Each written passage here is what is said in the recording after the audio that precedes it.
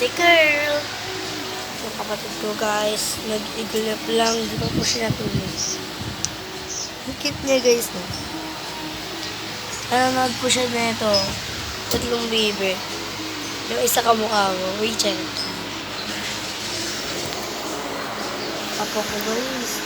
Di ba gising? Anong oras na? 6:30 na, di ba? 6:31 na. Nagbago. Si Mama, alam niyo naman, si Mama, yung oras pa uwi. 8 pa.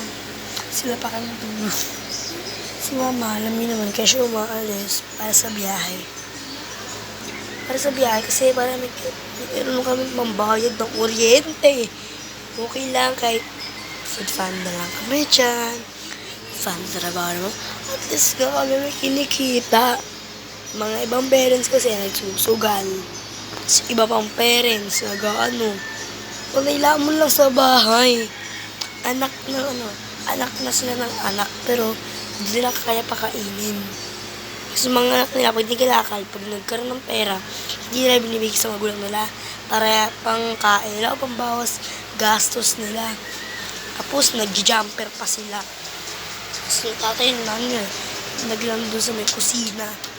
Hindi nila pakain, lagi nangungutang kay Marites. Ganun. Yun lang kahit di kami ganun. Di kasi kami ganun. Di kami ganun. Charot nga.